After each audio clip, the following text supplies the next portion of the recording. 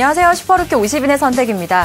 월요일장 개장하고 1시간여를 지나고 있는데요. 현재는 움직임이요. 수급적으로 따져봤더니 외국인들 4거래일 만에 매도로 전환된 점이 잡히고 있고요. 그리고 프로그램 쪽에서도 차익과 비차익 모두 양 매도가 나오면서 4거래일 만에 매도가 나오고 있습니다. 전반적인 시장 분위기 어떻게 흘러가고 있는지 유가증권 시장부터 간단하게 살펴보도록 하겠습니다.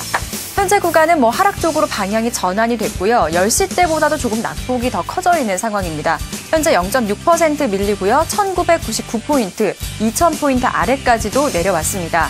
자, 이런 움직임 수급적에서 영향을 받았다라고 볼 수가 있겠는데요. 오늘 외국인과 기관의 양 매도가 나오고 있습니다. 기관 쪽은 3거래일 연속해서의 매도가 나오고 있다는 점 좀 부담이 되고 있고요. 전반적으로 오늘 외국인과 기관, 경기 민감주를 좀 많이 팔고 있는 것으로 분석이 되고 있습니다. 코스닥 시장 분위기는 조금 상대적으로 차별화된 분위기가 이어지고 있는데요. 강세권이고요. 0.5% 오르면서 507포인트 가리키고 있습니다. 자, 앞에서도 제가 간단하게 말씀을 드렸는데 오늘 경기 민감주는 외국인과 기관의 매도에 좀 하락을 하고 있습니다. 그래도 좀 개별적인 호재가 있는 종목분들은 반등이 나와주고 있는데요. 슈퍼루키 50인들은 어떤 종목에 관심을 갖고 있는지 살펴보도록 하겠습니다.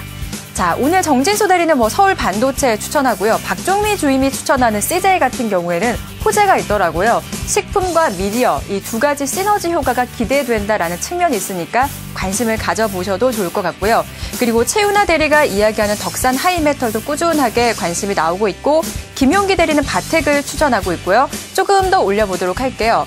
김수환 대리가 이야기하는 서울 반도체, 여전히 LED 조명 시장 확대에 대한 기대감들을 강하게 안고 있습니다. 그리고 변원규 대리는 오늘 한국타이어 추천하고요.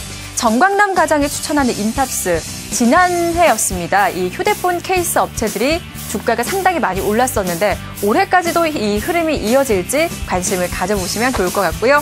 그리고 김상덕 대리는 동아제약 이야기하면서 4분기 어닝 서프라이즈 그리고 신약 모멘텀을 안고 있다라는 코멘트까지도 덧붙여 주셨네요. 자, 오늘도 이렇게 전반적인 다양한 종목들을 살펴봤습니다. 이 가운데 1위부터 5위권 안에는 어떤 종목이 랭킹이 되어 있는지 바로 확인하겠습니다. 자, 오늘 1위는요, 한국타이어가 올라왔고요. 2위는 KT, 그리고 서울반도체는 3위, 5위는 바텍까지 오늘 5가지 종목이 올라왔습니다. 이 가운데 개별적인 재료가 있는 종목들 살펴보도록 하겠습니다. 먼저 통신주 좀 살펴보도록 할게요. 순차적으로 오늘부터 영업정지에 들어간다고 합니다. 하지만 주가 움직임은 현재 강세를 보이고 있는데요. 이 같은 재료보다는 4분기 실적 개선 기대감들에 조금 더 초점이 맞춰져 있는 것 같습니다. 오늘 LG유플러스가 1.5%까지 오르고 있고요. KT와 SK텔레콤도 0.6% 강세권 흐름이 괜찮습니다. 그리고 오늘 서울 반도체도 보도록 할게요. 6거래일 연속해서 상승이 나오고 있습니다. 그 같은 이유가요. LED 조명 시장 확대에 대한 기대감을 강하게 안고 있어서인데요. 현재 구간 0.2% 강세권 25,300원까지 올라와 있습니다. 자, 오늘 1위는 한국타이어였습니다. 이 종목은요. 한백투자증권 고객자산운용센터 변원규 대리가 추천을 했는데요. 연결해서 조금 더 자세한 이야기 듣겠습니다. 네, 대리님 안녕하세요. 네, 안녕하십니까? 네, 한국타이어 선정 이유 좀 들어보도록 할까요? 네, 최근 자동차 주들이 전반적인 워낙 워낙 강세와 엔화 약세로 인해서 좀 하락을 맞았는데요. 한국타이어 같은 경우에는 해외 공장 비중이 높고 국내 공장 역시 수출 비중이 높다는 점에서 자동차 업종과는 유사하나 원재료 매입의 대부분이 달러로 결제된다는 점에서 상당한 자연 해치 효과를 누리고 있다고 볼 수 있습니다. 이 때문에 원재료 투입 단가가 전분기 대비해서 약 6.7% 낮아질 전망이고요. 비용 증가 요인을 감안하더라도 약 12%대의 영업이익률 유지가 가능하다고 판단이 됩니다. 타이어주들이 그동안 좀 부진했던 이유는 글로벌 타이어 수요 둔화에 대한 우려가 높았던 것 때문인데요. 상반기에는 원재료 수입 비율이 낮아지기 때문에 두 자릿수 이상의 수익성 유지가 가능해질 것으로 판단이 되고요. 하반기에는 필수 소모품인 타이어의 특성상 자연 지연되었던 교체 수요가 서서히 발생하면서 실적을 뒷받침해질 것으로 기대가 되고 있습니다. 또한 한국타이어는 글로벌 마켓에서의 입지가 강화되고 있는데요. 최근에 실시된 라벨링 제도는 선두 업체들과의 판가격 격차를 축소할 수 있는 좋은 기회로 판단이 됩니다. 특히 최근에 자동차 업종들의 하락 중에서도 투신권 수급이 지속적으로 유입되고 있었던 한국타이어를 추천드리게 됐습니다. 네, 이번 겨울은 유독 눈이 많이 와서 어려움이 상당히 많은데 반대적으로 타이어주에게는 이 눈이 호재가 된 것 같습니다. 스노우 타이어 매출이 급증을 했다고요? 네, 맞습니다. 뜻하지 않은 눈이 많이 오는 관계로 인해서 스노우 타이어에 대한 수요가 급증한 것으로 판단이 되고 있는데요.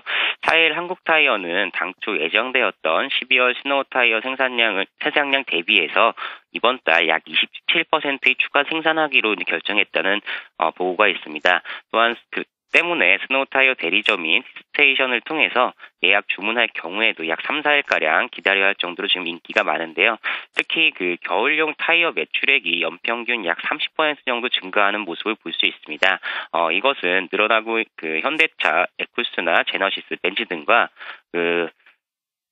무상 장착 및 가격 프로모션 등 겨울용 타이어 프로모션 강화와 함께 예전에는 스노우 타이어 하면 눈이 많은 지역에서만 필요하다는 생각이 있었는데 최근 인식이 바뀌면서 이런 교체 수요들이 많아지는 것으로 판단이 됩니다. 네, 마지막으로 한국 타이어 가격적인 전략도 들어보도록 할게요. 네, 한국 타이어 지금 최근에 약간 가격 조정을 받았기 때문에 충분히 가격 메리트가 생겼다고 판단이 되고요. 지금 가격 정도인 15,400원, 15,500원 정도 선에서 매수하셔도 충분히 수익이 날 수 있을 것으로 판단이 되고요. 목표가는 중기적으로 약 5만 원 정도, 그리고 손절가는 44,000원 제시해 드립니다. 네, 목표가는요, 한 5만 원까지 이야기가 나왔고요. 매수가는 한 45,500원까지 제시를 해주셨습니다. 한국 타이어에 대한 전반적인 이야기는요, 오늘 한맥투자증권 고객자산운용센터 변원규 대리와 함께 해봤습니다. 대리님 오늘 말씀 감사합니다. 예, 감사합니다. 네, 현재 시장은 미국의 재정 절벽이라는 문제 한 고비를 넘기면서 또 다른 추가적인 상승 모멘텀을 찾고 있는데요. 오늘 앞에서 언급이 됐던 동아제약과 같은 이 제약주, 신약에 대한 기대감이 있기 때문에 관심을 가져보셔도 좋을 것 같습니다. 지금까지 장윤정이었습니다.